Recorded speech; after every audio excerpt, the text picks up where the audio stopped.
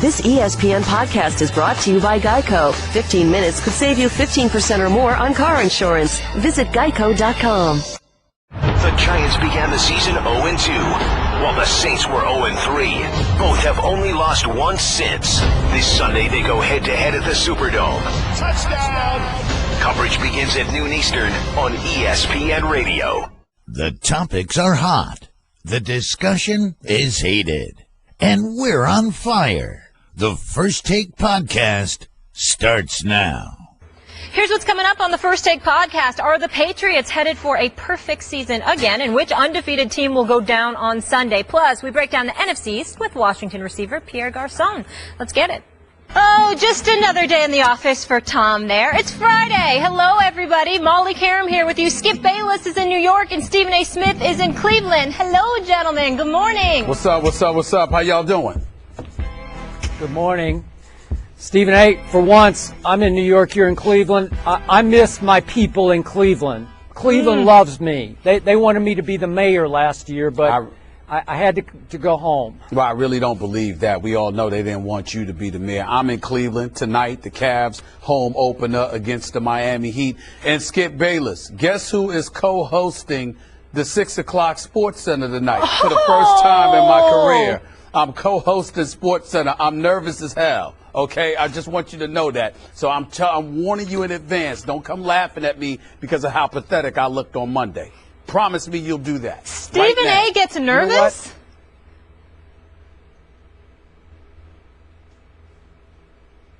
You know what? Go ahead. All right. We appreciate you guys starting your weekend here with us on First Take. Redskins wide receiver Pierre Garcon. Speaking of co-hosts, he's in the house. We'll talk to him in a few about all things Washington and the NFC East. About last night, the Patriots crushed the Dolphins in Foxborough. New England is now the third team to start 7-0 while averaging at least 35 points per game, and the other two teams both reached the Super Bowl, the 2007 Pats and 2009 Saints. According to Football Power Index, the Patriots are favored in every game throughout the rest of the regular season. Skip, could the Pats go undefeated? Stephen A., I don't want to jinx them. We all know that we often hear that the NFL stands for not for long. We all know that ultimately injuries often tell the tale in this league, and I don't want to wish any injuries upon the New England Patriots.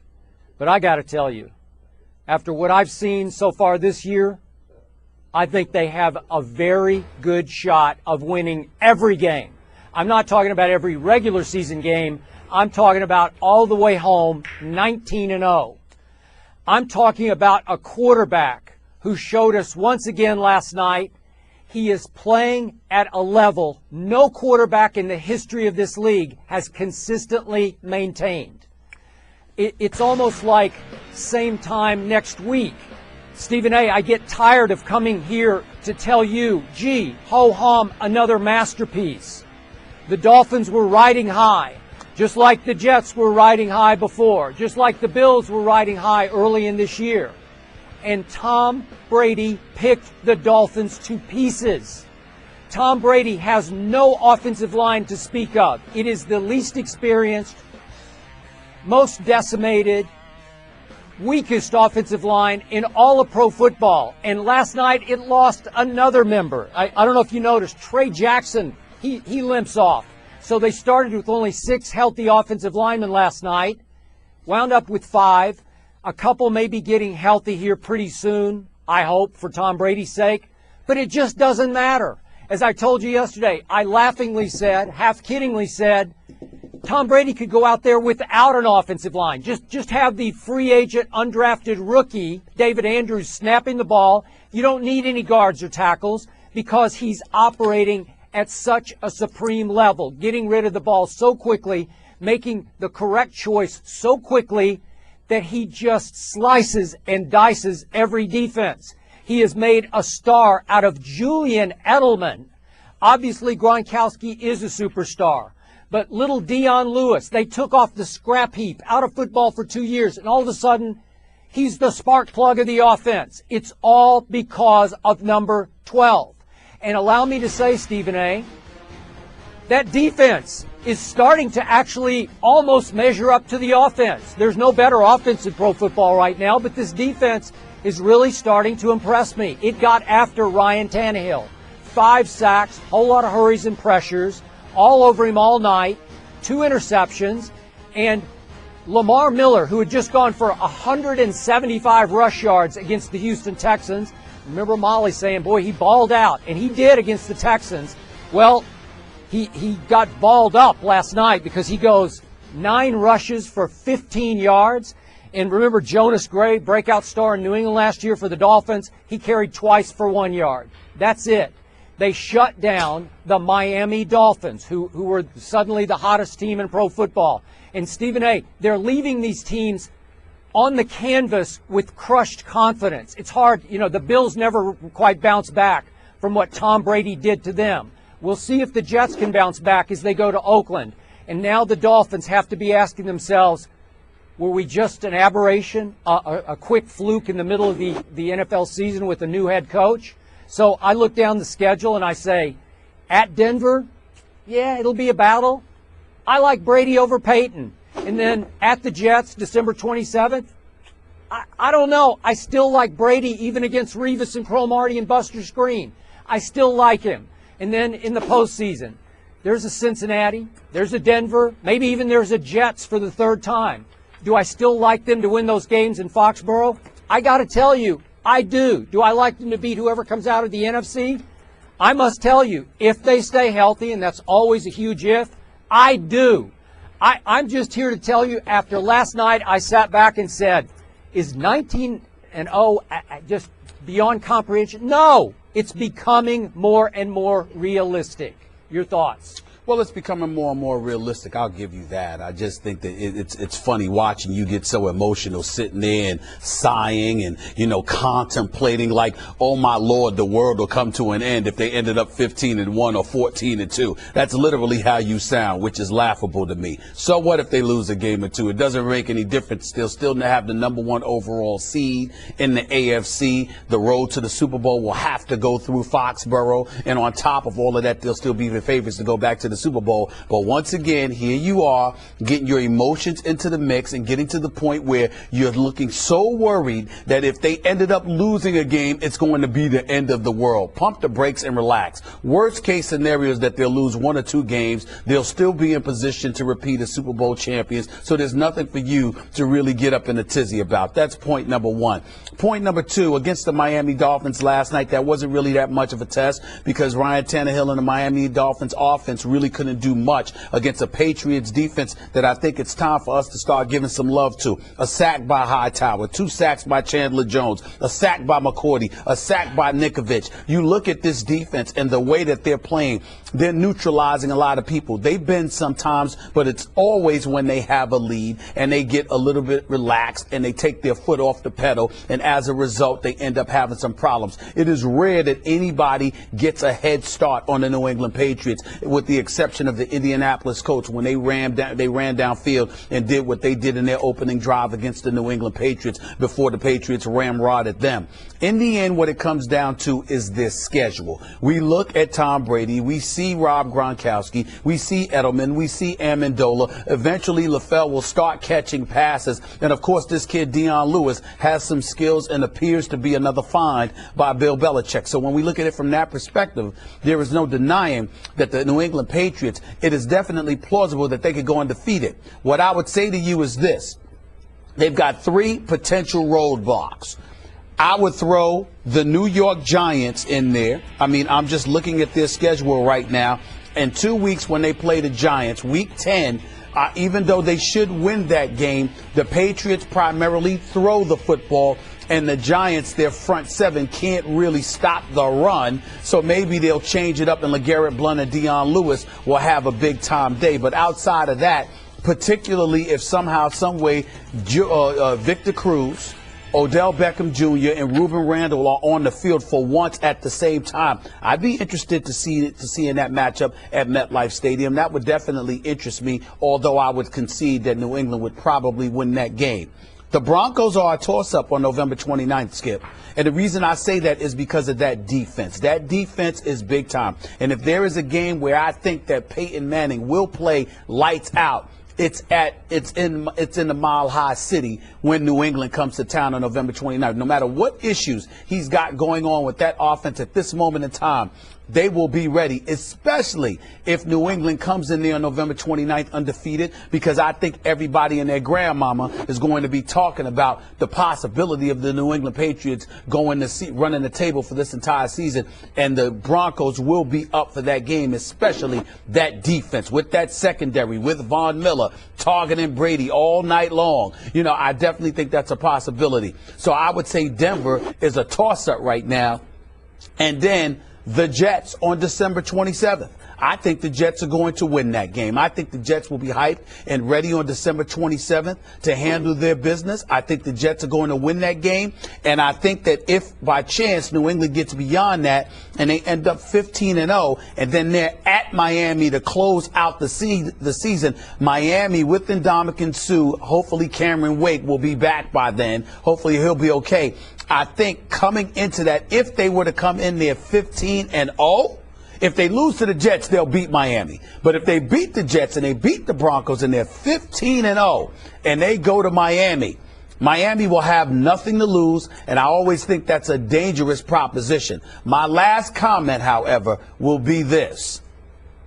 If they happen to go undefeated, let me be very, very clear, although I'm picking Seattle to still win the Super Bowl, Skip, nothing would make me happier than to finally shut that dude up in Miami who consistently sits there and says, don't call me, you know, when you're in my neighborhood. Call me when you're on my block. You understand what I'm saying? I got brain locked for a second. You know who I'm talking about. The Miami Dolphins. That's right. The Mercury Morris. That's it. I mean, that guy right there. I like him. Don't get me wrong. But my Lord, we've been listening to him echo that sentiment for what? In excess of 40 years. I am so sick and tired of hearing that from him. I want that slogan just removed from the American lexicon. So I would be very, very happy in that regard.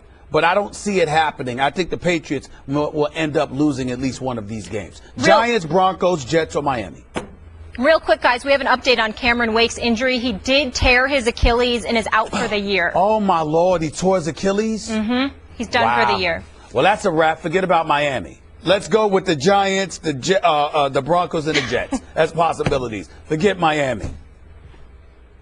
It was pretty obvious last night when he lay prone on the ground just looking up to the heavens that something really bad had happened, and then he needed assistance getting off the field. And when they said Achilles, I was pretty sure he was done. I wasn't. When I saw him looking up, because usually when I see somebody suffer from an Achilles, they're usually writhing in pain as opposed to just laying there and looking up. But they're usually dumbfounded. You usually have no idea what hits you because it feels like you got shot in the calf. Exactly. And you just can't figure out what happened. So it's the worst injury in all of sports to me and the most mysterious. Now, back to your opening salvo about how laughable my emotions were about this. The question was, do I think there's a possibility they could win all 19 games? I do. But the question was not, am I worried that they're going to lose one or two games? Obviously, I'm not worried because they're still going to win the Super Bowl if they lose 2 games, because I think the rest of the teams are going to wind up losing 2 games. But then you were wishy-washy as usual, going back and forth, riding the fence, on and off. Are you picking them to lose how many games? Just 1 more game or 3 more games? Because I'm not sure. I'm not sure, but I am sure that I don't believe they'll go undefeated. That's why I picked one of the 3. I said I'm not sure they'll go on how many games they'll lose, but I don't believe they will go undefeated. I believe they're going to lose one of those 3, the Giants, the Broncos, or the Jets. And if I had to pick one of the teams right now, it would be the Broncos. If I had to pick 2, it would be the Broncos and the Jets before it were the Giants, with the Giants having an outside chance at MetLife Stadium. So you're on the record, they will lose at the Broncos. That's your prediction. I believe they will lose 1 game this year, and I believe it will be at the Broncos. At least 1 game. That will be at the Broncos. All right. That's all I needed to hear. Thank you. All right. Speaking of those Broncos that are undefeated, they're also trying to go 7-0 and will host the undefeated Packers on Sunday night. It'll be just the fourth matchup of 6-0 teams in NFL history, in the first since 2007 when the Patriots beat Peyton Manning and the Colts. In the previous two instances, the team that won the game went on to lose the Super Bowl that year. Stephen A., who are you going with? I'm gonna go with that bad man. That's Aaron Rodgers. Of course. I have not been pleased. I have not been pleased at what I've seen from Green Bay. Their offense has looked a bit sluggish. Obviously, with Eddie Lacy not 100%, Jordy Nelson being gone, Randall Cobb, Nixon Knacks here and there. There are definitely some legitimate big-time questions about the Green Bay Packers, and I'm willing to concede that the Denver Broncos legitimately should be favored to win this game. But because of the struggles that I've seen in their offense, combined with Clay Matthews' ability to get to the quarterback, the combination of all of that along with the way their defense can play from time to time themselves, again, I think it'll be a tight-fought contest. And if it's a tight-fought contest, then I'm going to bet my money on Aaron Rodgers to pull through. Denver's defense is no joke. I respect that. I understand it. They are legit in every way, shape, form, and fashion. I'm very impressed with them. Their secondary is obviously elite with Aqib Talib and Chris Harris, who I think deserve a lot of love. But if there is somebody that has the potential to neutralize what they may bring to the table, I think it's Aaron Rodgers. It's going to be tough. He shouldn't be the favorite. He's definitely not my favorite. But I believe that somehow, some way, he will find a way to win this game. Denver's the better team thus far. No question about it. But I think their offense has struggled and has been too inconsistent for this not to be a tight, hard-fought contest. And if it is a tight, hard-fought contest, I think being on the road instead of the friendly confines of Lambeau Field, I think is going to elevate the level of urgency for the Green Bay Packers. I think they will respond in kind, and I think they will find a way to pull out this win. I'm picking Green Bay to win this game 27-26. 27-26. Wait a second. You just said this game's at Denver? I did not know that. I thought Green Bay played every game this year at home. Am I wrong? This is actually in Denver? This is in Denver, man. They're making the Green Bay Packers go on the road? Yes, this is in that Denver, changes everything. Okay. Now I got it. Right. Just because it's in Denver, and just because, look, Stephen A., we all know what the truth here is. The baddest man in pro football is the number 12 in Foxborough, Massachusetts. It's Tom Brady. He looks that way right now. You're a bad man. Yeah, well, he just is. I'm sorry. But the bad man that has been Aaron Rodgers has occasionally this year been shockingly simply bad. I don't know what's wrong with him, but he hasn't been right sometimes this year, even though the record is pristine. I have no quarrel with the record.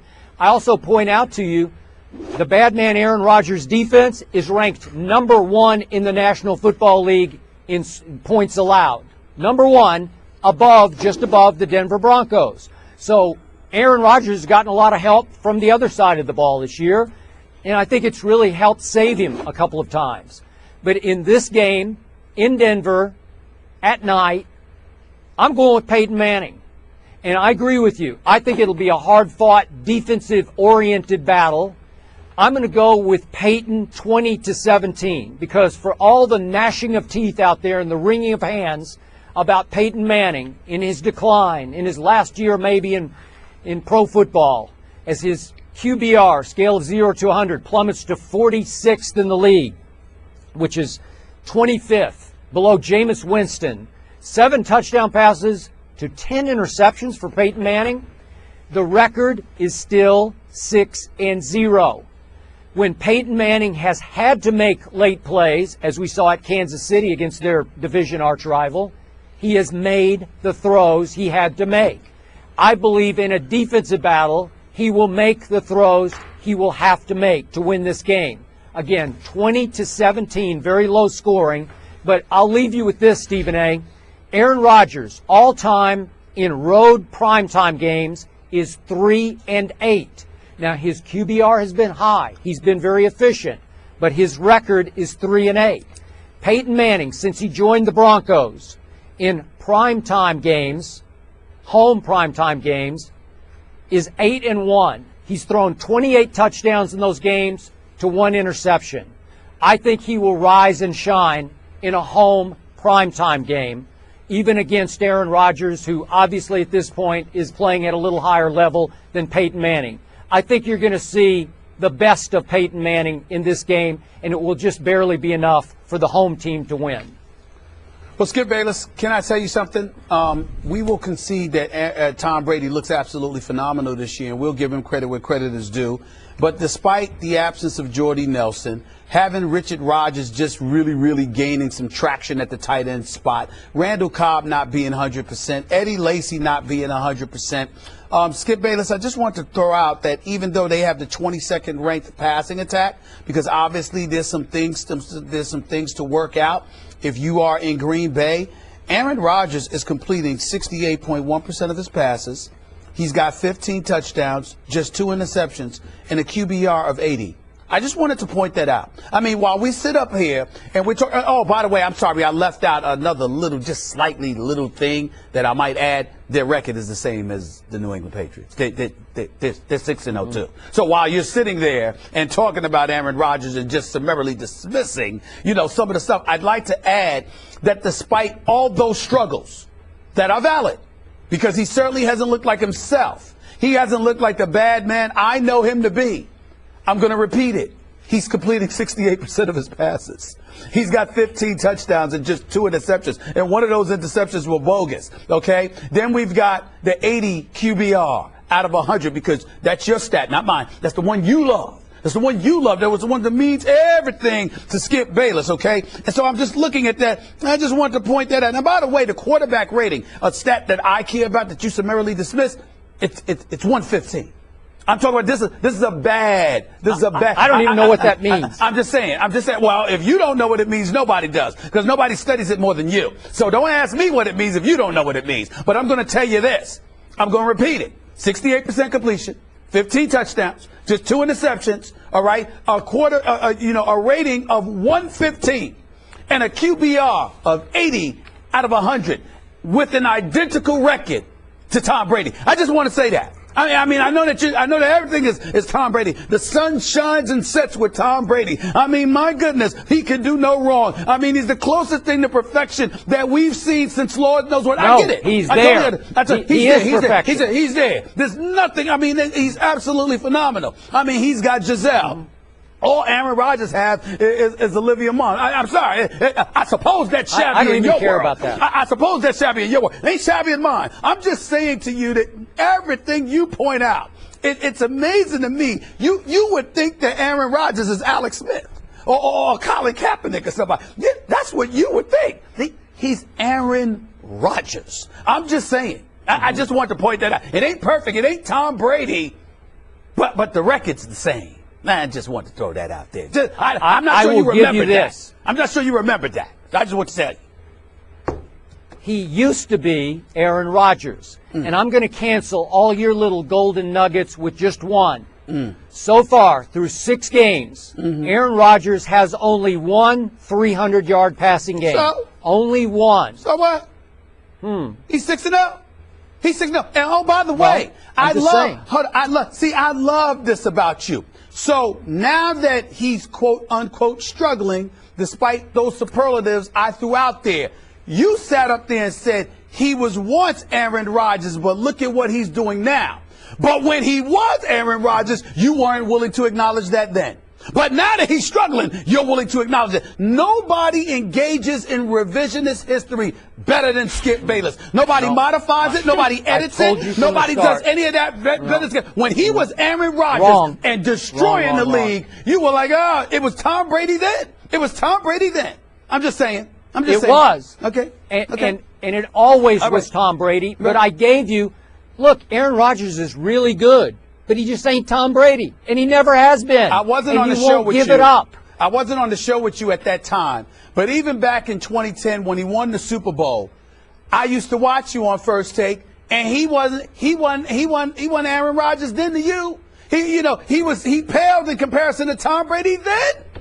It did nothing. He's league MVP. Don't matter. I mean, it doesn't matter what he does. You always said the same thing. Now you're using these first 6 games in which he's undefeated, in which the quarterback rating is 115, in which the QBR is 80. Even now, you want to sit there and say, oh, he's not doing this. I get it. Now it's legitimate. But when it wasn't, you still attach legitimacy to it because that would get in the way of your laudables towards Tom Brady. Go figure. I'm so surprised, Skip. I'm so surprised. It's very touching to watch you do this.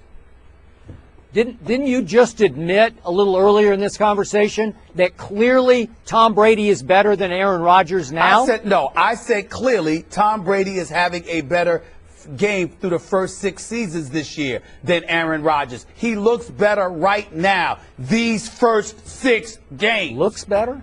He looks better right now these first 6 games. It's 10 more to go. It's 10 more to go. Have you ever seen a quarterback play at a higher level than number 12 in Foxborough is playing right now? It's debatable. I would say Joe Montana. You have not. I would say no. I would say no at this point, at this particular moment in time. Next question. But I've seen Aaron Rodgers look pretty damn great. And there's no question about that. Tom Brady is just having a better year thus far. That's all. You like that? You like that?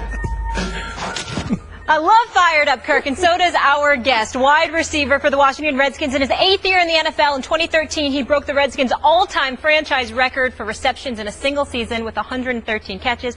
We welcome to the desk Pierre Garcon. You were feeling that after that comeback win, seeing your quarterback go nuts. I like it. I like it a lot. Yeah. Thank you so much for being here with us. We appreciate it. I like you representing Haiti there. Thank you. And making time on your bye week. But let's just get right into it, okay?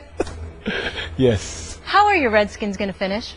Right now we're heading in the right direction. We're happy about, the last two-minute drives that we had in this season, but we have to play 60 minutes. But we're on the right path to keep getting better. Okay, I'll let the guys get in.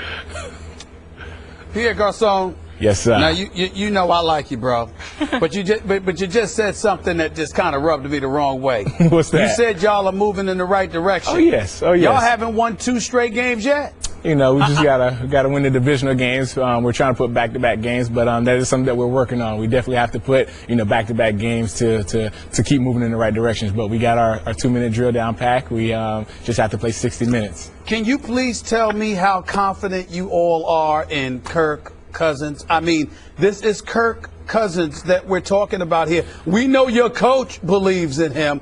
I want to know, when you think about him, do you think hope or do you think expectation? Oh, no, we love Kirk. We love Kirk because he's actually done the hard part.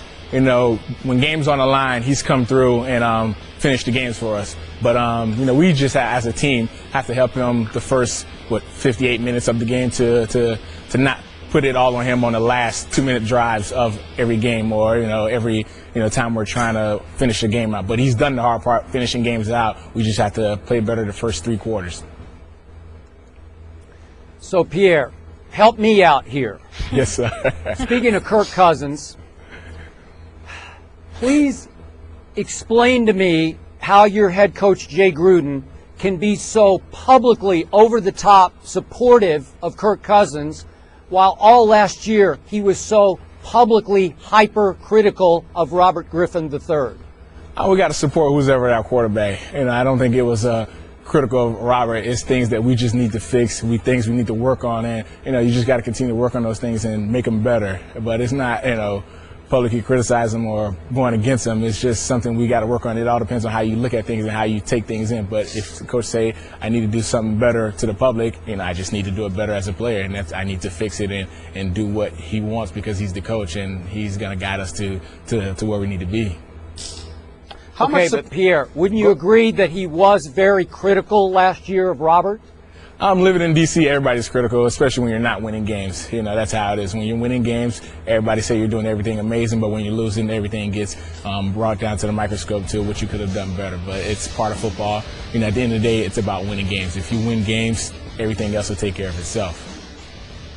I'm wondering how much support does RG3 have? And I know he's not playing.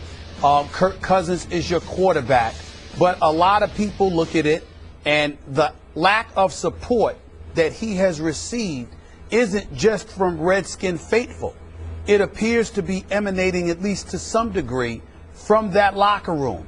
How legitimate is that? Because it's been talked about in D.C. and beyond the nation's capital as well, about teammates not supporting RG3. Talk to me about that. I wouldn't agree on that at all, because in the locker room, there's always players that goes through things. We always support your guys. There's one moment you're going to be up, one moment you're going to be down. You know, we're all trying to accomplish the same goal. Robert knows I support him. I support anybody that plays quarterback who's trying to get us the ball to accomplish the same goal, is to get the ball into the end zone and score touchdowns and get victories. We support whoever's on the field, because at any moment, anybody can be put in that position. So it's not anything against Robert. We support all our players on our team, because everybody's on the team for one goal, is to win. No matter if you're, the last man to get picked on the team or the first guy on the team, we're all after one goal, and everybody's equal once we're out there on the field on Sundays. And I just want to make sure to double check this, because I asked you earlier. I'm going to give you a second chance.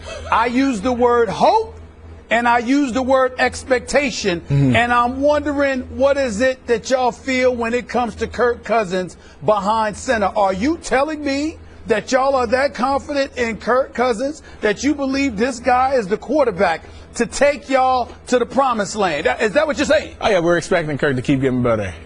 Like I said, he's done the hard part by getting us through games in the 2-minute drills. We're definitely expecting us now to do better in the first 3 quarters of the game. We're just expecting them to keep getting better and better. And that's what happens when you have experience. Kirk is experienced now. He has a little bit more games under his belt, and he's learning every day and trying to continue to get better every day. And we expect him to continue to get better. Does that mean you're expecting him to win? Oh, of course. Of course. When you go out there, you play to win. You're not going out there just to run the clock. You're expected to win. You're expected to do well. And as a professional, that's what you expect for yourself and expect from your teammates, because that's why we're in this league. All right. Okay. So Pierre. Yes, sir. If Kirk Cousins is going to actually get better and better, how much do you believe that Robert deserves a shot starting over with another team? Would you like to see that happen for his sake? It's hard to say if you want him to start over with another team. Robert, was the quarterback of the Redskins. He came into D.C. Sometimes, things don't work out well, but Robert is still working hard after practice, during practice, and still trying to be prepared for whenever his number is called. You never know what's going to happen, but he's still working hard to be prepared for if anything happens, that he's available to keep the ball rolling and keep us going in the right direction.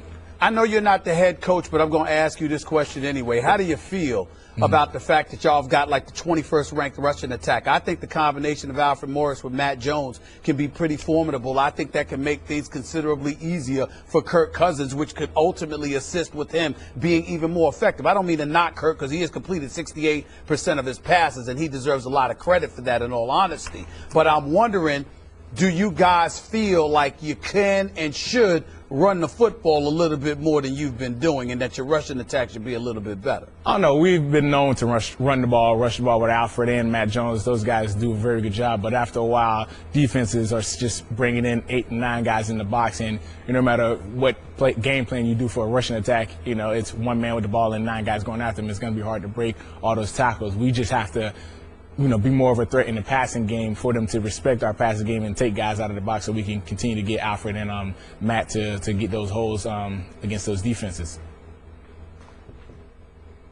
Well, let me finish. I got another one. Yes, sir. How satisfied? I'm sorry. I was giving Skip a chance to chime in there, but I appreciate the pause, so it allows me to ask this question. How satisfied are you with the number of touches that you're getting? I think you got about 37 receptions on this year. Could you be getting the football more, Pierre Garcon? Well, as a player, as a receiver, you never get enough balls, but it's about the team. It's not about myself and what I want personally. It's about winning games. I'm happy that we're winning games. I think we won more games than we won last year, or close to winning more games than we won last year. So we're moving in the right direction. But when I do get an opportunity to get the ball, I make sure everybody knows I'm giving it my all and getting as most yards as possible as I can. Skip, go ahead, because Pierre Garcon, boy, listen, man, he sounds like, he's in the nation's capital for a reason. Your answers are beautiful. You sound like a politician. I got to give it to you. You're in the right place, the nation's capital. You running for office. Skip, go ahead, man. Go ahead, Skip. Yeah. Pierre is evasive and hard to tackle. We know that. We've watched him a lot. Now we see it right here. At you. I'm not mad at you. Okay. I'm not mad at you at all. All right, let's let's try one other direction here. Other than your Redskins, who is the best team in the NFC East? Well, right now, like today, right now, say, is without the Redskins or with the Redskins? You said without the Redskins. No Redskins. No, just who else? There are three other choices, obviously. The Eagles are playing well. They beat the Giants. The Giants beat us. The Cowboys are hurting without Romo and Dez. So right now, I guess you'd say it's a toss-up between. I can help you if you need it. The Eagles beat the Giants last. I'll say the Eagles, and we beat the Eagles. So that put the Eagles. So, wait, but the Giants. We actually have an answer. We have an answer. I said the Eagles. We have the Eagles. I said the Eagles. The Eagles are better than the Giants and the Cowboys. Oh. Wow. What do you think about that, Stephen A? Well, I don't have a problem with that position because the reason why he picked the Eagles is because they beat the Eagles. So because they beat the Eagles, if you call the Eagles the best team in the NFC East besides the Redskins, then you're acknowledging that the Redskins is who you believe to be the best team in the division because you beat who you call the best team in the East. I get all of that. It's not that puzzling, Skip Bayless. Stay with us. Here's the deal, Pierre. Yeah. I mean, I don't know if guys have ever asked this question, but damn it, I'm going to ask it. How happy are you, if at all, that a Romo, a Dez Bryant is out? I'm certainly not accusing you or any other player of wishing injury upon another player. Please don't get me wrong. The question is basically a fun-filled question. I'm just wondering, when they're out, do you have any sympathy or any empathy for them because they're losing without two of their horses? Or do you sit there and say, that's their problem? I'm totally cool with it because it helps us. What's the attitude of the opposition in that regard? Like you say, you never want another player in the NFL to get hurt or play injured or, to hurt their career. But Romo and Dez being out, we have injuries too. But, we're not happy that they're injured, but we're okay with them losing games and making it a little bit easier on us to win the division, to make a run at the playoff and keep moving forward. But we have injuries too that we're dealing with. Everybody has injuries, but it's part of the game. It's just how you respond to it and how your team move forward with it. So, Pierre, I got one last question for you. I read these stats early this morning and they startled me. They astonished me. Do you realize within your division, the Eagles lead the NFL in takeaways with 19? Do you realize the Giants lead the NFL in turnover ratio at plus 10? And my Dallas Cowboys are at the very bottom of the NFL in turnover ratio, minus 9. What does that tell you? Put that in some perspective for me. You said the Eagles lead the league in takeaways? In takeaways, yeah, and the Giants lead in turnover ratio. They're a plus 10. And my Cowboys are dead last in the whole NFL, minus 9. I guess the Cowboys got to get some more takeaways. That's correct. Thank you very much. They haven't had one for 4 games. And, 4 games, my Cowboys haven't. I'm sure if the offense helped them a little bit, the defense could be more aggressive. Not sure how else you can really look at it. You just need some takeaways on defense. All right. You're out of the crossfires for now. You did a good job with that. Geico presents Strange Saving Stories. Astronomers detected an interstellar transmission. It stated, Geico, 15 minutes could save you 15% or more. The implications were staggering. Was the cosmos telling us we could all save hundreds on car insurance with Geico? Or did their radar merely pick up a signal from the nearby Rufus and Clyde's morning show? We may never know. Geico. 15 minutes could save you 15% or more on car insurance. Thabo Sefolosha returned to New York City with the Hawks on Thursday and said he was looking forward to just focusing on basketball again, since he was arrested by the NYPD in an April 8th incident outside of a nightclub that left him with a broken leg and ligament damage to his ankle. Sefolosha has admittedly been unable to get the episode out of his head. You hadn't decided whether or not you were going to file a civil lawsuit. Will you? We've decided to file a civil lawsuit against the city of New York, the New York Police Department, and the officers that were involved. Why?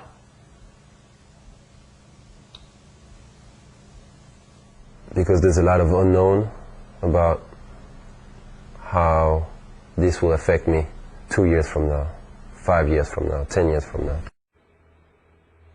Earlier this month, he was acquitted of all charges. Stephen A., is he right to pursue this matter? He's absolutely correct, Molly, Skip. The fact of the matter is that he was assaulted.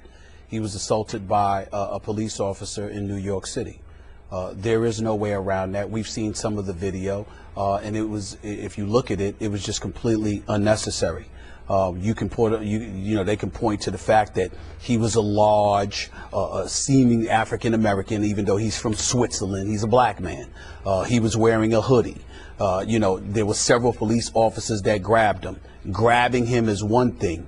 Kicking him and hitting him is an entirely different matter altogether. And by the way, keep in mind, this is while he was trying to extend some dollars to a homeless individual, point number one.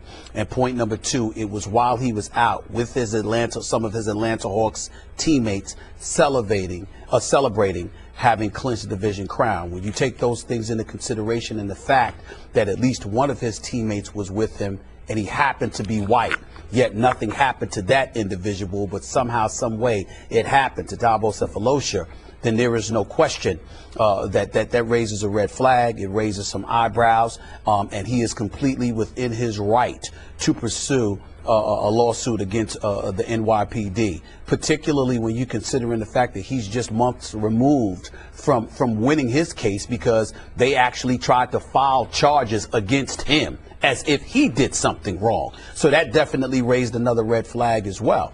And I think it's important, and it's incumbent upon me specifically on this radio show, on this television show, sitting here in this chair, to acknowledge the fact that, again, these are not isolated incidences. It doesn't appear to be the case, at least in the eyes of black Americans. The reality is that when it comes to the issue of police brutality, I have spoken about this on several occasions. I encourage people from all communities to obey the law, to understand that police officers are law enforcement officials, and you should listen to what they're telling you to do. You shouldn't be in their face. You shouldn't be spewing invectives or anything like that. You shouldn't be exacerbating any kind of situation, because in most instances, if not all of them, you are going to lose eventually anyway when it comes up to you going up against the law. So we have a responsibility to make sure that we're sitting up here on this television show and to remind and to encourage people that law enforcement officials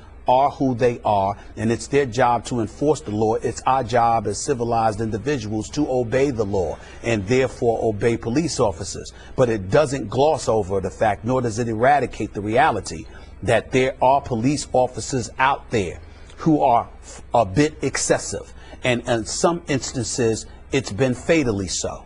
Don't get me started with Walter Scott in South Carolina. Don't get us started with Michael Brown. Don't get us started with this 16-year-old teenager just the other day that was tossed over, by a sheriff's deputy in South Carolina, forcing him to ultimately lose his job because he felt the need to be excessive in his physical behavior towards her. Regardless of what the circumstances were, she wasn't a threat. She certainly didn't put her hands on him.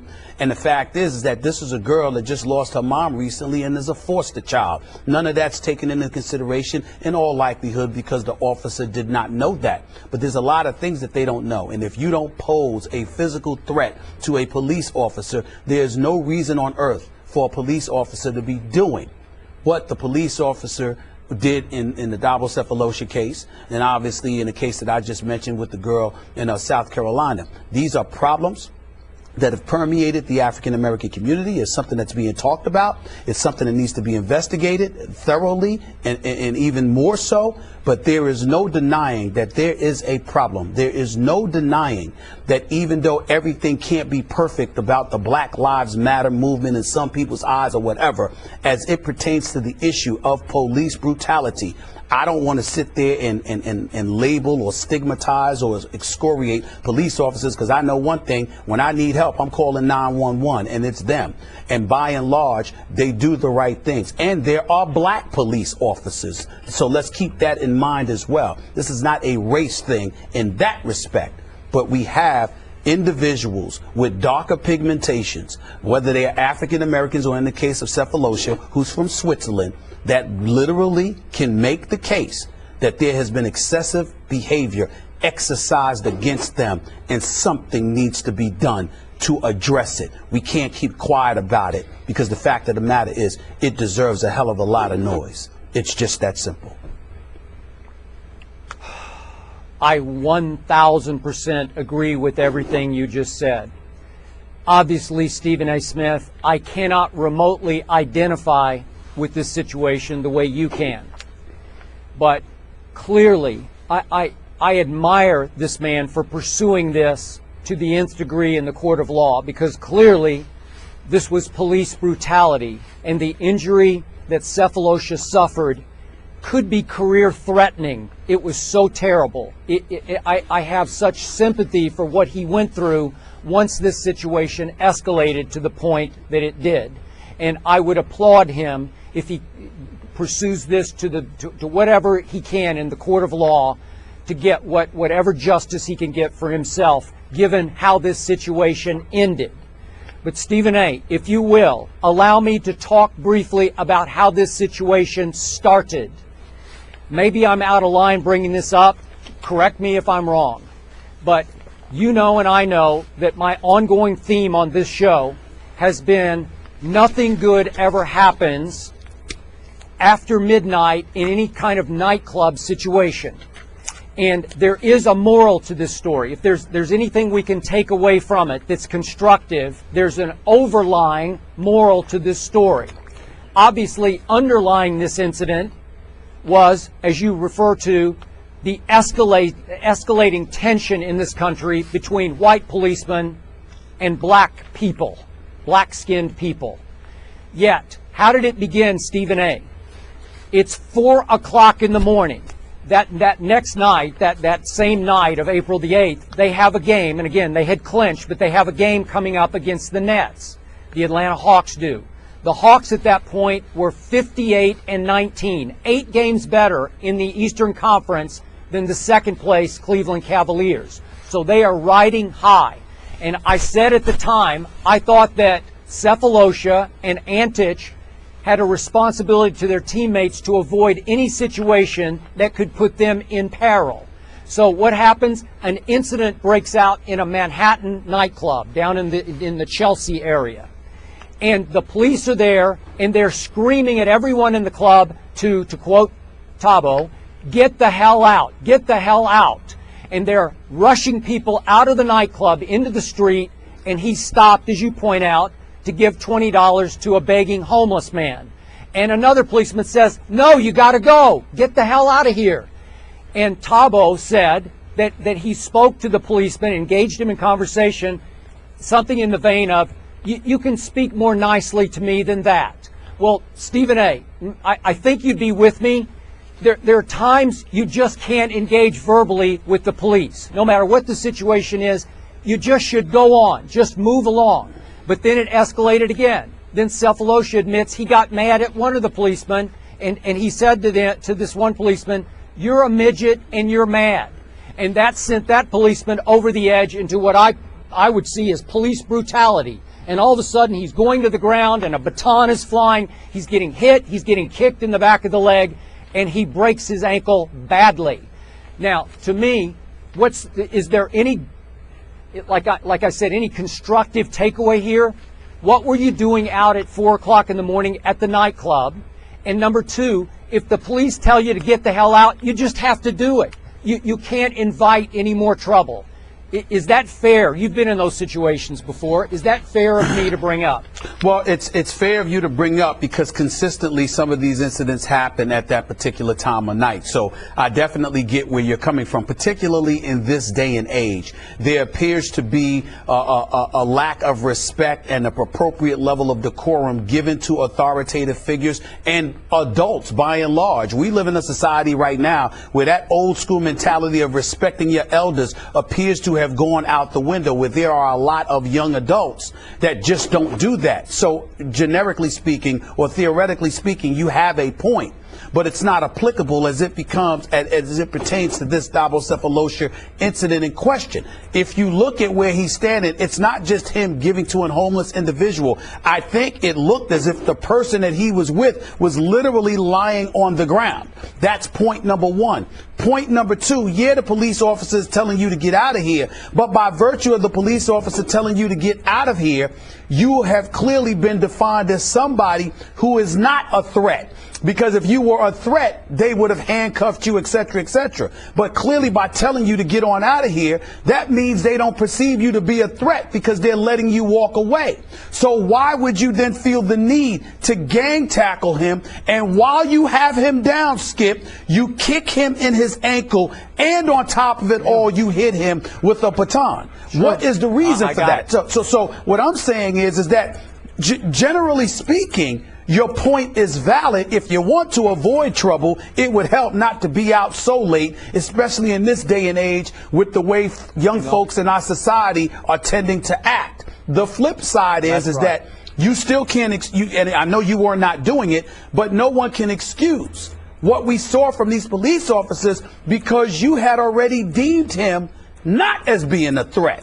So basically, because you said something to him and he said you don't have to speak to me that way and he called you a midget, that's cause to gang tackle him, kick him in the ankle, and beat him with a baton? Now, that's the point. And if you did that, and here's the key thing, Skip, if you did it with Thabo Cephalosha, who is not a threat, who you have classified as not a threat, meaning the police officers, not a threat. What are you doing to other people out there that you could conceivably sit there and say, totally well, agree. we're not sure? That's where it comes in, and that's where the police officer has to be made accountable.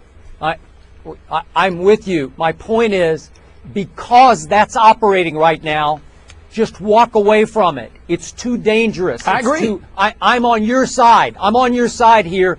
Don't even tempt fate, because bad things could happen. Unlawful things can happen. That was flat out police brutality. I'm with you. Once it went to the ground, all bets are off. In no way am I defending the policeman there. I'm just saying, if anyone's watching right now, please think about, don't put yourself in that situation. Try to avoid that kind of situation, because bad things happen. We agree. Big matchup Sunday when the Seahawks flocked to Jerry's World. Good news for Cowboys Nation. Dez said he had a great day of practice. However, the Cowboys have not declared him ready to return. He has now missed 5 games. As for Seattle, Richard Sherman said it's a fun challenge to cover Dez and that they've had some pretty cool battles. Seahawks Cowboys, a matchup of Skip and Stephen A's NFC Super Bowl picks. Pierre Garcon is back with us. You know quite a bit about that conference, but I want to start with Skip here. Skip, who wins it? Stephen A., I tried last night to talk myself back into my Cowboys, and I failed. I told you earlier this week, I don't love this matchup for them. My Cowboys don't consistently play very well at home, as Pierre can attest, because Pierre's team won there on a Monday night last year. And the last 11 times the Seahawks have played a backup quarterback, they have won 10 of those 11 games. I stand by what I said earlier this week. I fear that the Legion of Boom will make Matt Castle an afternoon snack. I think they will feast on that afternoon snack, and that Matt Castle is capable of throwing 3 more interceptions in this game. Obviously, my Cowboys showed they can run the heck out of the football against Molly's and Stephen A's Giants. 233 yards rushing.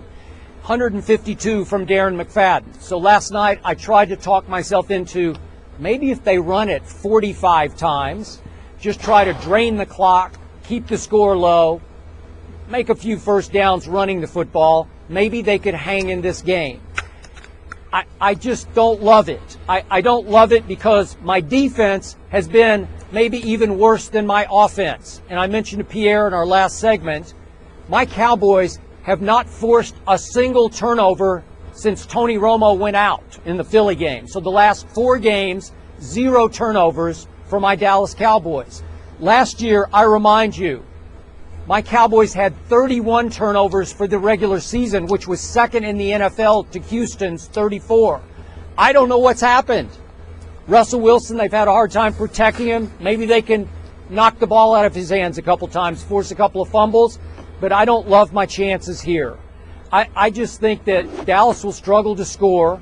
My defense will struggle to keep Russell Wilson from making a few big plays. And in the end, Seattle waltzes out of Texas Stadium with some revenge over last year up in Seattle, when my Cowboys shocked them and knocked them off their high horse up in Seattle 30-23. I'm going to say this one, Stephen A. Seattle 24, Cowboys 10. Sounds about right.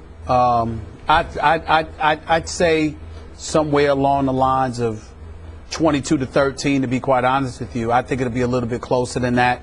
I think there's a little bit of respect that you should be giving the Dallas Cowboys defense that you're not giving them right now. I think since Hardy has been back and Rolando McClain has been back and Randy Gregory has been back, I think their defense is much improved. I just think that the offense is not doing that much for you, so it puts them in the untenable position of having to carry too heavy of a load. Last week against the New York Giants, they only gave up 13 points. They limited to Eli Manning to 170 yards passing. It wasn't the defense's fault that Dallas lost that game. That was about a pick six on a part of Matt Castle because Terrence Williams didn't run the right route. You can admit that, Pierre Garcon, when you get your opportunity to speak here about how a wide receiver can potentially not run the right route or not be aggressive in his route running enough that causes the quarterback to look bad. That ain't your case in D.C. because it's usually Cousins' fault and not y'all's. But nevertheless, that was the case last week with Dallas and Matt Castle and Terrence Williams. That was Terrence Williams' fault, that pick six by Dominique Rodgers-Cromartie.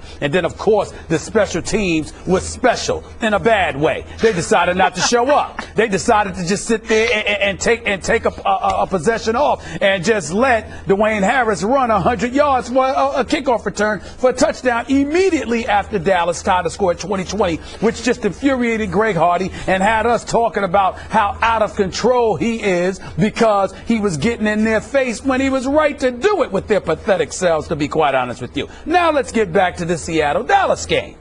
I'm going to tell you why else, Skip, that I don't think you're giving the Dallas Cowboys. I can't believe I'm saying this because we know I have no love for them because they have the worst fan base in America, their pathetic fan base that they are, acting like they won a championship when they haven't won more than 3 playoff games in 20 years with their pathetic, sorry fan base selves that the Cowboys nation is. But I will give the team some credit. The team itself can get to Russell Wilson. The Seattle Seahawks have allowed 31 sacks this year. Russell Wilson has been sacked 31 times. That is the worst in all of the NFL. Yes, you got Royals and Marshawn Lynch is back now, so you can run the football effectively in all likelihood. They seem to be implementing Jimmy Graham into the offense a little bit better. Lockett, both Locketts are somewhat of a threat, so we'll give credit. Well, Lockett, the rookie, is a big-time threat, but we'll give credit where credit is due. But the flip side to it is that if they throw the ball, you can get to Russell Wilson, because this offensive line, dare I say, Okung, Britt, Nowak, Sweezy, Gilliam, these guys they haven't been that impressive. They were impressive against San Francisco, but they haven't been that impressive. So you've got that going on. If you can get to Wilson, you might be able to cause some havoc and at least keep it close. I believe the Seahawks will win this game. I believe it will be along the lines of something like 23-13. It hasn't gone unnoticed that Cam Chancellor, in the 5 games that he has been back, Skip, Seattle has surrendered a combined 20 points in the first half of the games since he has returned. The problem is their lack of depth compared to what they had in the past isn't present now. So as a result, they might wear down a little bit in the second half, which means that the Dallas Cowboys might need to stick to a run. Hopefully McFadden can do some things for them. They will lose this game. Seattle will win this game. But it's not like, oh, my Lord, there's just no way possible, because it seems like you can get to Russell Wilson. And if you can get to Russell Wilson, you might be able to disrupt some of the things Seattle wants to do. Go ahead, Pierre. I agree. I think, Seattle's going to probably walk away with this one. But I think the Cowboys will definitely play him good. It's going to be a defensive matchup, but I think Matt Castle is definitely going to use Jason Witten a lot. He's definitely going to get him the ball, get him comfortable, get him going, and try to, depend on that running game as well, to get those guys going and the offensive line going. But I think it will be a defensive matchup. Seattle is a great defense, and Dez Bryant, if he plays, you don't expect him to shock the world, coming back off an injury and missing 4 or 5 games or how many he missed. But it's definitely Seattle looks to be favored, but Matt Castle can surprise us. A quick question and then a quick statement. Number one, I think Dez needs to be careful, and I would prefer that he not come back to play this game, especially since all somebody has to do is step on his foot and it's a wrap. He might need to be careful about that. Maybe sit out an extra week or 2. As it pertains to what you just said, your prediction, Pierre Garcon, is that football analysis? Or is that wishful thinking? Because if the Cowboys lose, that puts the Redskins in a better position. I mean, is that what it's all about, man? That's what it's all about. It's all about my team and what we're trying to do. So definitely, okay. Seattle taking it. Okay, allow me to add Stephen A. Smith to your Dez point. I told you earlier this week on the show, my fear isn't that anyone will step on Dez's foot. I just fear he'll step wrong running a route and it will crack again. We saw Kevin Durant need 2 more procedures before he got this Jones fracture right in his foot. God bless him. I hope he can stay healthy through this year. But it can be an ongoing problematic kind of injury. I think they are rushing him back. I wish, I'm with you, that he would wait at least 1 more week. I am holding out hope that maybe my Cowboys could beat the Eagles next week and then go win at Tampa, so that when Romo returns at Miami on November 22nd, they might have some far-fetched long shot hope of climbing back into this division race. But in the end, what I loved about Stephen A. Smith's analysis of this game, he actually made some case for my Cowboys. I did. Again, underlining the fact that Stephen A. Smith is a closet Cowboy fan. We know it. We see it on a daily basis on this show. He's a closet Cowboy fan. We get it. The only thing I like about them is their stadium. Jerry World, the $1 billion playpen is beautiful. Outside of that, I mean, the players are cool. I love me some Dez, but the fan base is the worst in America. They're an atrocity. No. It's bad for this country for the Cowboys to be as popular as they are, because it speaks to our willingness to accept mediocrity as something to celebrate, because the Dallas Cowboys haven't given us anything to celebrate in the last 20 years. The fan base for the Dallas Cowboys are devoid of reality. They're the worst in America. I can't stand them to save their lives. And I'll tell you this about Dez Bryant, Skip Bayless. You do know this. Regardless of whether Romo comes back or not, your pick of the Cowboys going to the Super Bowl against New England, it's over. If Dez Bryant gets hurt, it's a wrap, right? There's no way that y'all are winning without Dez Bryant. I just want you to know that. I agree. Okay? Just so long as you know. Okay. Okay. You got me. All right. Thank you. Pierre, can I get a score quick? Give it up. It'll be a defensive battle. Come on, man. 10-17. 10-17 Seattle? All right. Yes. We'll leave it there. Pierre Garcon for office. Senator Garcon. Senator Garcon. Let's start the campaign right. Him and Jay Feely, the 2 best politicians in the NFL. It's something special, boy. I give it to you. Way to go, bro. Thank you. I appreciate it. The undefeated Broncos will host the undefeated Packers on Sunday night. It will be just the 4th matchup of 6-0 teams in NFL history, in the first since 2007, when the Patriots beat Peyton Manning and the Colts. Pierre Garcon still here with us. But I want Stephen A. to weigh in here first. Stephen A., Packers-Broncos, who gets handed their first loss? Well, I'm going to roll with the Packers because of that bad man that is Aaron Rodgers. The same guy who's struggling this year, no doubt, but is completing 68% of his passes, has a quarterback rating of 115, has a QBR of 80, has thrown 15 touchdowns, just 2 interceptions, despite not having Jordy Nelson, despite Randall Cobb being nicked up, despite implementing Richard Rodgers into the tight end spot and still struggling to develop some degree of continuity, not to mention the fact that Eddie Lacy has not been 100% healthy as well. So when you take all of those things into consideration, and the fact that the greatness of Aaron Rodgers, albeit not shining as brightly as I'm accustomed to seeing, nevertheless is still effective enough to get them to an undefeated 6-0 record, the same as Tom Brady and Peyton Manning, by the way. I'm going to roll with the Green Bay Packers to win this game, although I know it will be tough, although I know that Denver's the better, more complete team right now, although I know the game is in the Mile High City. I'm still going to roll with the game being tight and somehow, some way, Aaron Rodgers finding a way to pull out this victory. Denver's defense will have something to say about that. Skip, refresh my memory. I don't know if DeMarcus Ware is going to play in this game, but I do know that Von Miller's going to play. I think he's going to play. I think Von Miller's going to play. I think that Aqib Talib and Chris Harris is going to play. That secondary is big to TJ Ward is going to play. I think these brothers are big time. I think this defense is special. But I think that there's a mulligan to throw into the equation, and I think this will be that weekend. I think they lose on a weekend like this. I think they win on a weekend against the Patriots November 29th. So that's how I'm looking at this right now. And I think that the Green Bay Packers will find a way to squeeze out a victory on the road in the Mile High City this weekend. I'm going with Aaron Rodgers because he's Aaron Rodgers. Oh, okay. Well, speaking of Aaron Rodgers, help me out here. Just in all objectivity, is it possible that Aaron Rodgers, when the stage is the biggest, is not Aaron Rodgers anymore? Is it possible that he shrinks? Whoa. Are you implying that Aaron Rodgers shrinks when the lights are bright? Is that what you're saying? Yeah. The blasphemy. The spotlight. You would say that with a straight face about Aaron Rodgers? About Aaron Rodgers? Completely straight. Really? Straight face. Yes. Since that long ago day that Aaron Rodgers broke through as a road wild card team and won the Super Bowl, he's 2-4 in the postseason. That's impossible.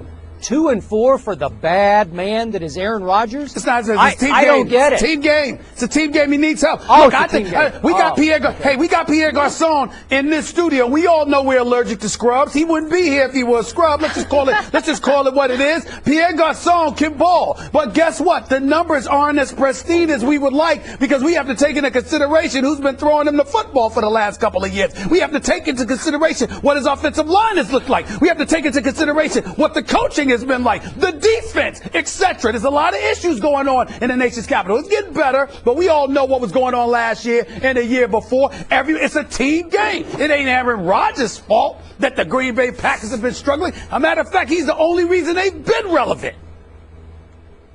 Oh, okay. So help me out here. Tom Brady has little to no offensive line. Oh, stop it. He's throwing as his best wideout is Julian Edelman, a former college quarterback. So Rob Gronkowski has nothing to do with it. So Rob Gronkowski has something to do with it. He has nothing to do with it. We're talking about only the best tight end in football, receiver. a future Hall of Famer if he keeps playing like that. But the point is, having a tight end, Pierre Garcon, educate me, help me out here. I'm just saying, I don't play football. I don't know. I'll defer to you. Yeah. Having a tight end like Rob Gronkowski, how much better would that make a wide receiver? It makes it a lot better because you have to account for Rob Gronkowski down there. Thank you very much. Thank you very much. That's all I'm saying, Skip. That's all I'm saying. Wait a second. Pierre Garcon, who's better, you or Julian Edelman? Better receiver. I'll take myself. Julian I'll take Edelman. myself, I want to know.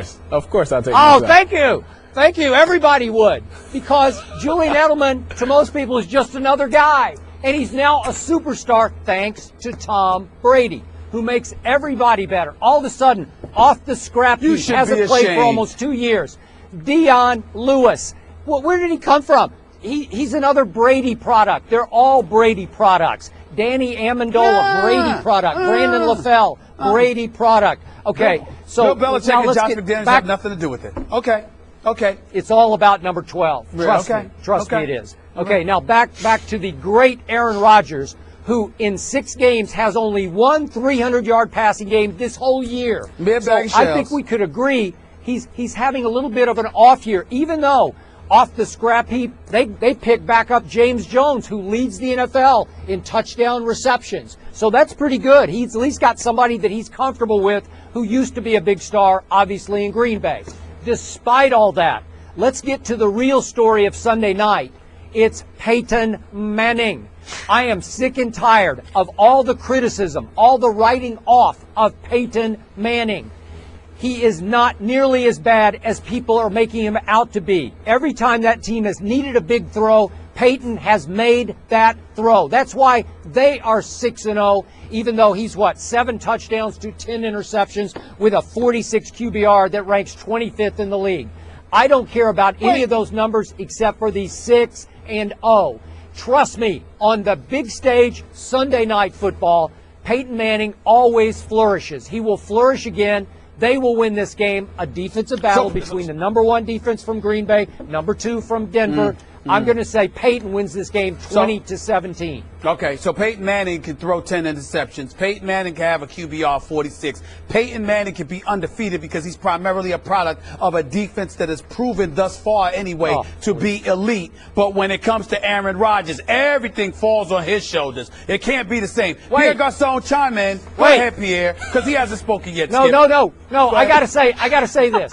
Green Bay has the number 1 ranked scoring defense in the whole league. Yeah, and look at who they play. Stop it. And look at who they play. Don't get me started. Look at who they play. Don't get me started. Go ahead, Pierre. Go ahead, Pierre. I can't listen to his dribble right now. Go ahead, man. To answer one of the questions, I don't think Aaron Rodgers shy away when the lights are on. I think he plays well, but going against Peyton Manning Sunday night in Denver against that great defense, it is going to be tough, especially with the receivers Aaron Rodgers I'll admit that. Quarterbacks do make the receivers, but Aaron Rodgers haven't had time to, adjust to the guys that, dealing with the injury of Jordy Nelson. And, they added James Jones, which has played very well for them. But, it's different, Jordy Nelson and James Jones. But it's hard to go against the Broncos at home against that defense. Their defensive line is amazing. Von Miller's getting after the quarterback. DeMarcus Ware's getting after the quarterback. Talib is taking the pick 6 to the house. TJ Ward is playing well. Harris is playing well. It's very hard, to play well against that defense. And Aaron Rodgers is going to throw the ball. So it's definitely tough for the Packers to go into Denver Sunday night when, that stadium is going to be loud and happy to, be loud on defense to make it harder for Aaron Rodgers. It's definitely going to be tough. And we know Peyton is going to make plays if you give him the defense, if the Broncos defense give him a lot of opportunities. At some point, he's going to break their will. Those receivers are going to go off. Demaryius Thomas and Emmanuel Sanders are going to make their plays. Let me put you on the spot, Pierre. Yes, sir. I'm not going to ask you about your quarterback because we all know the obligatory issue. You got to say Kirk Cousins. Forget Kirk Cousins for a second. Forget anybody on the Redskins. Yes, I'm not talking about anybody on the Redskins. Mm-hmm. If you could have one guy throwing you the football outside of the quarterbacks that you have, who would it be? One guy to throw me the pass. To throw you all day long. All day long. I'm going with Aaron Rodgers. I love the way he throws. I love the way he plays. I love the way he sits in the pocket. He's always looking to throw. He's not looking to run it. But, it's Aaron Rodgers has that confidence in his arm, has that confidence to throw it 90 yards, has that confidence to throw it, to dip and dunk it down the field. Preach. Aaron Rodgers is probably the best passer in the league. It's just special. Wait, time out. Go ahead, Wait a second. Go ahead, Skip. Stephen A. Smith just succeeded in changing the subject after Pierre actually went with my pick. He went with Denver to beat Green Bay. Yes, Denver to beat Green Bay. Pierre, I'm fine with that. Wait. Hold on. No, stop it. Did I just hear Pierre say that Aaron Rodgers is better than Tom Brady? Is that what you just said? Aaron Rodgers throws the ball better than Tom Brady, the best passer in the league. Tom Brady makes plays. Tom Brady wins the game, but Aaron Rodgers is the best thrower in the league. Wait. You have my vote. You got my vote, Pierre. Stop it. Who is your next opponent?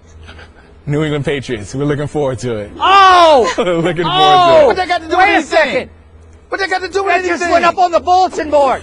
It went up on the bulletin board. You just provoked Psycho Tom. You're going to get Psycho Tom right between your eyes. It's all right. Trust me. We'll love to blitz him in. I'm sending the Tom guys Brady after him. watches this show. Tom Brady will be all over that quote. Thank you very much, Pierre, for saying that, for motivating Psycho Tom. But Skip, Pierre doesn't play defense, Skip. He doesn't play defense. Oh, but it doesn't matter. He doesn't have to worry about it. He plays for the Redskins. Right? He plays for the Redskins. Yes. So he's just telling the truth. He's just telling the truth. Appreciate that. I know, problem. Way to go. Looking forward to it. Yeah, you better. You got my vote, Pierre. You got my vote. Pierre for the Senate. Every day, Pierre. Thank you. Thank you for putting up with those two. November 8th. I ain't voting for Jay Feely because he loves Skip too much. I'm not voting for Jay. I love you, Jay, but I ain't voting for you because you love Skip too much. I can't do it. All right. Pierre, thank you so much for spending part of your bye week with us. Appreciate it. November 8th in Foxborough. And yeah, I'm with you. I'm going with the Broncos. I think they're going to miss Jordy in this one. That was a good point there. And now, for Geico's edition of Stuff Found in Your Car, we go inside your side door pocket. Hello, yes, the crumpled receipt with gum in it. From your anniversary dinner, you sprang for expensive wine, your server was Beth. That dinner was a couple $100. Money you could get back if you switched to Geico and saved hundreds of dollars on your car insurance. I bet you'd save that receipt. Frame it even. But really, where did I go wrong? Was it the corkage fee? Geico. 15 minutes could save you 15% or more on car insurance. Visit geico.com today. If the Los Angeles Dodgers don't hire an African American for the only managerial opening remaining, this will be the first time since 1987 that baseball will open the season without a black manager. And in a game where some 40% of the players are foreign-born or minorities born in the USA, just one of the 30 dugout bosses, Atlanta Braves manager Freddie Gonzalez, is a minority. Stephen A., what do you make of this?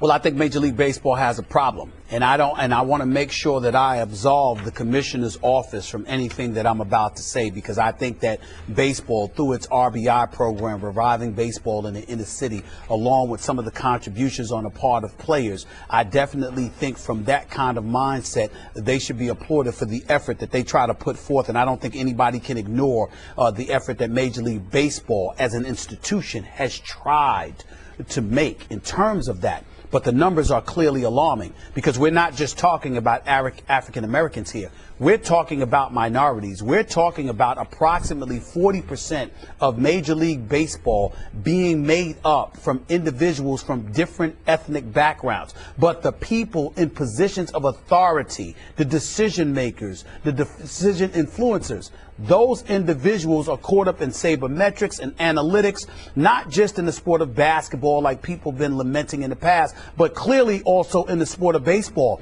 And that doesn't appear to involve African Americans or people from minority backgrounds. And that's a problem. And it needs to be addressed, because the fact of the matter is, when you don't have when Dusty Baker isn't called for an interview for this Los Angeles Dodgers job, that's just egregious. When we're talking about Bud Black or somebody else getting the Washington Nationals job, when Don Mattingly shows an inability to handle his pitching staff or personalities in today's game, but he agrees and reaches a mutual agreement to walk away from the Los Angeles Dodgers, and before he has an opportunity to pass gas, this dude is about to become the manager for the Miami Marlins. But you have Willie Randolph, who took the Mets within a game of the World Series. He can't get a look. Dusty Baker, he can't get a look. You're talking about Lopez, who's been a coach on the Dodgers staff for ages. He doesn't get consideration. It really is a problem. And Skip, I'm going to go back, not to knock him in any way, because I heard where Bud Norris was coming from weeks ago in that article in USA Today about the brawls, and I respect his position in what he's saying. But as it pertains to this particular subject, Skip, please allow me to read this quote again. Quote, "It's a culture shock.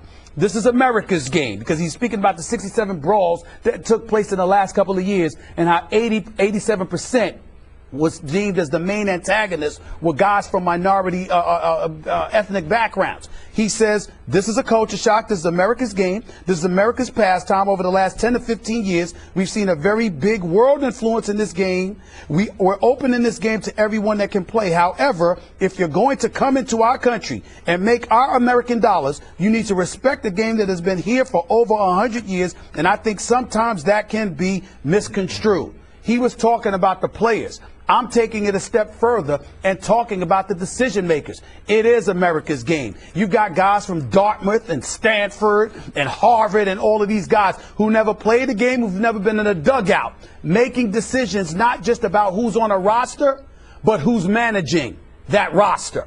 And it doesn't appear to include anybody who isn't white. And that's a problem. And it needs to be brought up.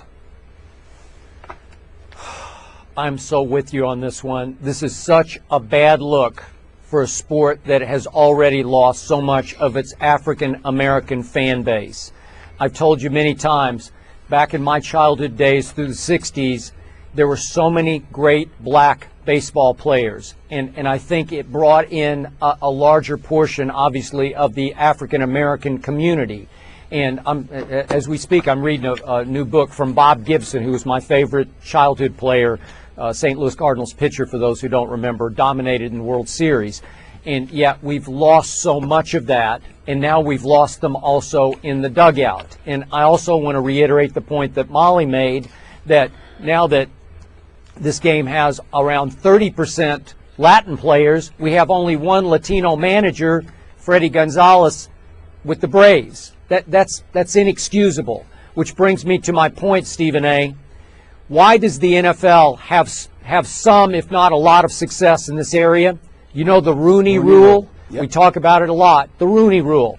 My friend John Wooten runs the Fritz Pollard Alliance, which oversees the Rooney Rule. It is working. Thank you, John Wooten. It is working because all it forces an owner to do is to interview black candidates. And once they get interviewed 3 or 4 times and get their names out there, it helps put them on the job map. And it opens eyes of other owners and other GMs to say, well, wait a second, maybe we should consider so-and-so who just happens to be black. And then so-and-so has success as a black football coach, and it leads to more success. To my knowledge, there's no Rooney Rule kind of system operating in MLB. Nope. And they are paying a price for it. Again, only 8% of the players are African American. But again, I'm a Dusty Baker fan. I like him personally. And I'm astounded he doesn't have another job, because he's earned a job with the jobs that he did, obviously, in San Francisco and with the Cubs. So he played for the Dodgers, and you don't even interview him, and now all the reports are that Gabe Kapler will probably get that job. It's just inexcusable. I'm with you, Stephen A. I will tell you, Skip Bayless, before we get on out of here, I will tell you this. You know what's even more alarming than the numbers, the 8% African-American, the 30+% of Latino players? You know what's even more alarming about the fact that there are no minority managers to speak of other than Freddie Gonzalez? What makes it even more alarming is that appears to be exactly what these teams want. In other words, it's one thing to sit up there and to say it's a problem. It's another thing entirely when you have a league, not the commissioner's office, but when you have a league, by and large, collectively, that appears to have the thought process that says, we have no problem with the way that it is. It's our game. We want to make sure it stays our game. And this is a way to facilitate that it stays our game. Because as long as we're in control and we're the ones making the decision, it don't matter what you do as a player, because we can always get rid of you. But we're going to make sure that we're the ones controlling the strings and making all the decisions. That's the real problem here. Major League Baseball, unlike any other sport, appears to be literally, in terms of decision makers, literally towards, like, they got the mentality, this is how we'd like it to be. We want to protect America's national pastime. If we don't have an African American audience, so what? If we don't have but so much of a Latino audience, so what? And by the way, the Latino audience ain't going anywhere, because they love to play baseball, because considering the nations they come from and how impoverished it may be, they're always going to be interested in the sport because it's a moneymaker for them. So we ain't worried about them. We don't care about the African American audience. And as a result, coming from Dartmouth and Stanford and Harvard and all of these other places, with our sabermetrics, our analytics, we can continue to ensure that the imagery of this sport appears to be exactly what we want it to be. That's what seems to be going on here. Seems to be going on. Baseball does have the Selig rule, which requires them to consider minority candidates, and obviously, as the guys mentioned, the Rooney rule requires them to interview. So clearly, it's not enough. And what does that mean? I mean, what do they mean? You have to. How do we know they're considering it? That's what the issue is, and that's why MLB continues to lag behind the NFL and NBA in more ways than one. So did you and DeAndre have a little man hug or anything when you? I don't even know who you're talking about. I know they've got a center over there that's pretty good, but no, I don't know who you're talking about. I mean, look, the Clippers are the Clippers. You can change the players, you can change the owners, but the Clippers are just who they've been for the last 30 years. You know, I just don't give a about the Clippers. Maybe that explains it. That's so hurtful. I don't know what to do. Hey, listen, we are the Clippers.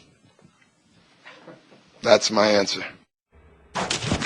Doc's the best. Mark Cuban not making any friends with the Clippers. Stephen A., were his comments in or out of bounds? They were totally in bounds. Number one, because after the way DeAndre Jordan snubbed him and didn't have the courtesy, and that's the only problem I have with DeAndre Jordan. Just pick up the phone and call him. That's the only thing he needs to be knocked for changing his mind. But outside of that, let's not act like his statements doesn't have any validity. Dallas is Dallas. They're a team that's won, been in the playoffs every year this millennial, with the exception of one 41-41 season where injuries decimated them. They've been to 2 NBA finals and they have an NBA championship on their resume. Meanwhile, the Clippers haven't been to a conference finals, and on top of it all, they just came off of losing the way that they did in the semis after having a 19-point lead in that closeout game 6 before being outscored 49-9. Not to mention the fact that Doc Rivers, who I love dearly, and I love him as a coach and as a person and as a motivator. The bottom line is they've won 57 and 56 games respectively in his first 2 years in Los Angeles, but they still haven't been to the conference finals. They've got the personnel to get beyond that, and on top of it all, they're still not anywhere near as popular as the Los Angeles Lakers. So Mark Cuban's actually right for the time being.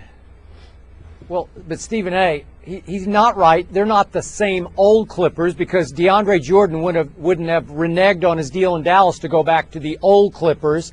They have made the playoffs the last 4 years. They do have Chris Paul and Doc Rivers. So to me, this just comes off as sort of petty spite on Mark's part. And I get that he has an axe to grind and he should have ill will toward that franchise. But when you step back, even Dirk said after the game, it's not really a rivalry because right now we can't hold up our end of that bargain. So I thought they were out of bounds, if not sort of just off point, off center. Well, the Mark Cuban that I know, I interpreted it, Skip, as him saying that at the end of the day, we're still not going to be talking about them as champions. That's what I interpreted it to mean. Okay. Clearly, certain things are different because you got CP3 and Doc Rivers there. There's no question. And Blake Griffin. These individuals are all box office. The flip side to it is that they always end up on the outside looking in at somebody else celebrating a championship or at least a conference crown. Mark Cuban has 2 conference crowns, and he has an NBA crown on his resume. The Clippers can't say anything of the sort, and they've been around considerably longer than Mark Cuban. So Mark Cuban has a right to say what he said, and he has a right to feel sour about how things happen because DeAndre Jordan's reneging on the decision put him in a position to, they had to go out and scurry to find something because he impeded their abilities in free agency. He has a right to say what he had to say. And Doc Rivers knows that. They just need to win in Los Angeles. The Clippers need to step up and get it done. A little salty. I like the war word. CP3's response, I didn't hear him say it, but he has my number. He can text it to me. Stephen A., you're in Cleveland. Who wins it? I have no idea because I haven't seen Miami yet because I didn't watch their game against Charlotte.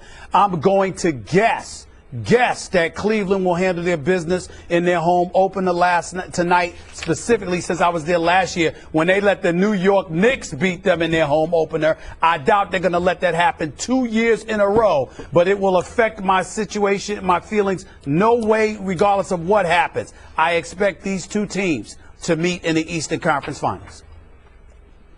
Now, is it possible you don't want to pick against the Cavs because you got to go to the game tonight and see all those Cleveland fans? Well, actually, that doesn't bother me at all. I don't mind being the bad boy in Cleveland by any stretch of the imagination. Cleveland knows I'd rather be in South Beach. I ain't apologizing for that. I'm still mad at LeBron for coming back here. I ain't gonna lie to you. I love the Cleveland fans, but I want to be here. Okay, I'm going to say because there's no Kyrie, no Shumpert, LeBron bad, iffy back. I'm going to go Heat in an early season upset with Dwayne healthy for a while here. If they win, it will be because of Hassan Whiteside's presence on the defensive end of the floor. Have a great weekend, guys. See you on Monday.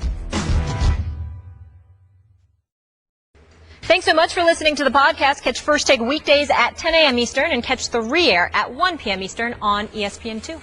The Giants began the season 0-2, while the Saints were 0-3. Both have only lost once since. This Sunday, they go head-to-head at the Superdome. Touchdown! Coverage begins at noon Eastern on ESPN Radio.